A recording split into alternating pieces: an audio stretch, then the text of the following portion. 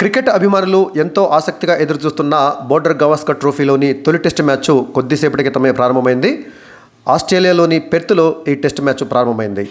భారత captain Jasprit Bumrah toss గెలిచి మొదట బ్యాటింగ్ ఎంచుకున్నాడు. సో పెర్త్ పిచ్చు పేస్ బౌలర్లకు అనుకూలంగా ఉంటుంది అన్న అంచనాల నేపథ్యంలో ఫోర్త్ ఇన్నింగ్స్లో బ్యాటింగ్ చేయడం చాలా కష్టం కాబట్టి ఎవరు టాస్ గెలిచినా మొదట బ్యాటింగ్ తీసుకుంటారు అనేది అందరికీ తెలిసిన విషయమే. దానికి అనుగుణంగానే బుమ్రా టాస్ గెలిచి మొదట బ్యాటింగ్ ఎంచుకున్నాడు. సో ఈ మ్యాచ్లో భారత జట్టు ఆడబోయే తుది 11 మంది ఆటగాళ్ల విషయానికి వచ్చినట్లయితే ఈ మ్యాచ్ ద్వారా ఇద్దరు ఆటగాళ్లు టెస్ట్ క్రికెట్లోకి అరంగేట్రం చేయబోతున్నారు. అందులో ముందుగా ఊహించినట్లుగానే మన తెలుగు కుర్రాడైనటువంటి నితీష్ కుమార్ రెడ్డితో పాటుగా ఫాస్ట్ బౌలర్ హర్షిత్ రాణా ఈ మ్యాచ్ ద్వారా తమ తొలి అంతర్జాతీయ క్రికెట్ మ్యాచ్ ఆడబోతున్నారు. సో భారత జట్టు యొక్క ఫైనల్ 11 చూసినట్లయితే అందరూ ఊహించినట్లుగానే రెగ్యులర్ కెప్టెన్ రోహిత్ శర్మ లేని పక్షంలో కేఎల్ రాహుల్ మరి ఇన్నింగ్స్ను ఓపెన్ చేయనున్నాడు. కేఎల్ రాహుల్తో పాటుగా రెగ్యులర్ ఓపెనర్ జైస్వాల్ ఇన్నింగ్స్ను ఆరంభిస్తారు. ఇక 3వ స్థానంలో దేవదత్త పడిక్కల్ వస్తాడు. ఎందుకంటే శుభన్ గిల్ గాయపడటం వల్ల దేవదత్త పడిక్కల్కి 3వ స్థానంలో బ్యాటింగ్ చేసే అవకాశం వచ్చింది. ఇక 4వ స్థానంలో రెగ్యులర్గా వచ్చినటువంటి విరాట్ కోహ్లీ వస్తాడు. 5వ స్థానంలో wicket keeper Rishabh Pant.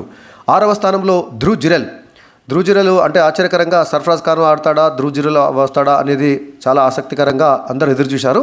So Sarfaraz Khan పక్కన పెట్టి ధ్రువ్ జురెల్కి ఈ మ్యాచ్లో ఆడేటటువంటి అవకాశం ఇచ్చారు. ఎందుకంటే ధ్రువ్ జురెల్ కాస్త నెమ్మదిగా ఓపిక్గా క్రీజ్లో నిలదొక్కుని ఆడతాడు. అదే సర్ఫరాజ్ ఖాన్ అయితే దూకుడుగా ఆడేటటువంటి క్రమంలో వికెట్ పారేసుకుంటాడు. కాబట్టి కాస్త ఈ పిచ్ పైన ఓపికగా ఆడేటటువంటి ఆటగాడిని తీసుకురావాలనే ఉద్దేశంతో ధ్రువ్ జురెల్కి అవకాశం ఇవ్వడం జరిగింది. ఇక అన్నిటికంటే ఆశ్చర్యకరమైన విషయం ఏంటంటే స్పిన్నర్గా వాషింగ్టన్ సుందర్ని ఎంపిక చేయటం.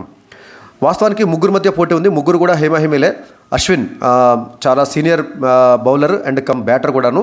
అశ్విన్ ఆ తర్వాత మరో ఆల్రౌండరు రవీంద్ర జడేజా, వాషింగ్టన్ సుందర్. ఈ ముగ్గురి మధ్య పోటీ నెలకొంది.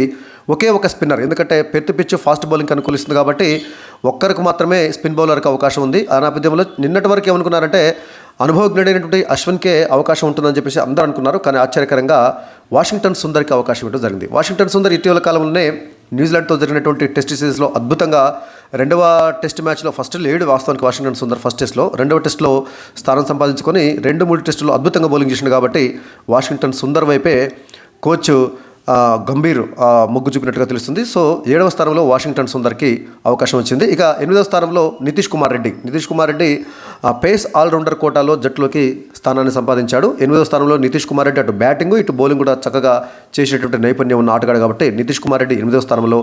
9వ స్థానంలో హర్షిత్ రాణా, ఆకాశ్దీప హర్షిత్ రాణా వీళ్ళిద్దరి మధ్య ఎవరు వస్తారా అని ఆసక్తిగా ఎదురుచూసిన నేపథ్యంలో హర్షిత్ రాణా తుది జట్టులో స్థానం సంపాదించుకున్నాడు. ఆ తర్వాత 10వ స్థానంలో కెప్టెన్ జస్ప్రీత్ బుమ్రా, ఆ తర్వాత మరొక హైదరాబాద్కు చెందినటువంటి ప్లేయరు మహమ్మద్ సిరాజ్.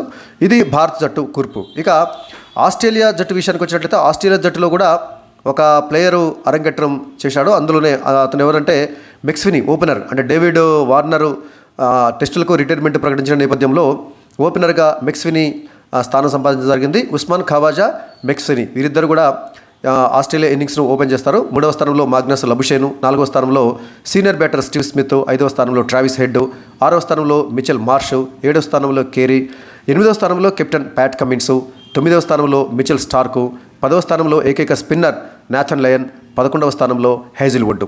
వీళ్ళు ఆస్ట్రేలియా తుది జట్టులో స్థానం సంపాదించుకున్నారు. ఇక్కడ 2 జట్లను కూడా మనం పరిశీలించినట్లయితే 8వ స్థానం వరకు బ్యాటింగ్ చేసేటువంటి సామర్థ్యం ఉన్న వాళ్ళని ఎంచుకున్నారు. ఇండియా టీంలో కానీ ఆస్ట్రేలియా టీంలో కానీ.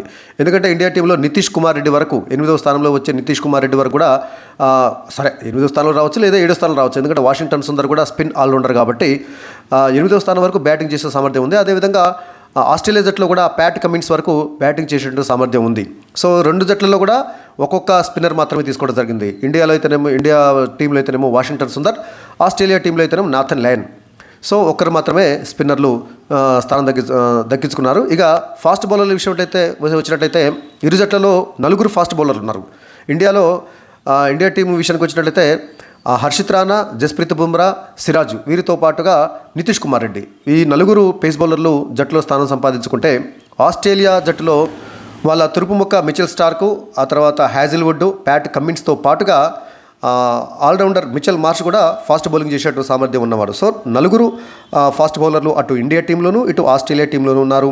ఒకే ఒక స్పిన్నరు 2 జట్లలో ఒక్కొక్క స్పిన్నర్ ఉండటం జరిగింది. సో ఇది చాలా బ్యాలెన్స్డ్గా 2 జట్లు కూడా ఆచితూచి తుది జట్టును ఎంపిక చేసినట్లుగా తెలుస్తుంది. మరి ఈ మ్యాచ్ యొక్క ఫలితం ఎలా ఉంటుంది? ఎందుకంటే ఇన్నింగ్స్ను ఓపెన్ చేసేటువంటి కేఎల్ రాహుల్ కానీ జైస్వాల్ కానీ చాలా ఓపికగా వికెట్ పడకుండా ఆడవలసి ఉంటుంది. సో ఓపెనర్ల బాధ్యత వేగంగా పరుగులు చేయటం కాదు, కనీసం 1 గంట వరకు వికెట్ను కాపాడుకోవటము. సో ఆ బాధ్యతను చక్కగా నెరవేరిస్తే పెర్త్ పిచ్లో మొదట్లో ఫేస్ బౌలర్లను కాచుకొని ఉంటే ఆ తర్వాత పరుగులు వాతంతట అవే వస్తాయని చెప్పేసి మరి ఎక్స్పర్ట్స్ చెప్తున్నారు. కాబట్టి వికెట్లు పడకుండా ఉన్నట్లయితే ఒక ఫస్ట్ సెషన్ తర్వాత సెకండ్ థర్డ్ సెషన్లో ధారాళంగా పరుగులు వచ్చేట అవకాశం ఉంది. కాబట్టి కేఎల్ రాహుల్ కానీ జైస్వాల్ కానీ పడిక్కల్ కానీ వీళ్ళు వికెట్ను కాపాడుకుంటూ బంతి పాత పడేంత వరకు కూడా డిఫెన్స్ ఆడినా పర్వాలేదు, పరుగులు తక్కువ వచ్చినా పర్వాలేదు, రన్ రేట్ తోటి ఏమాత్రం ఇబ్బంది లేదు. కాబట్టి ఇది టెస్ట్ మ్యాచ్ కాబట్టి వన్డేలు T20ల ఫార్మేట్లో కాకుండా టెస్టులలో ఓపిక ఆడతారని చెప్పేసి ఆశిద్దాం.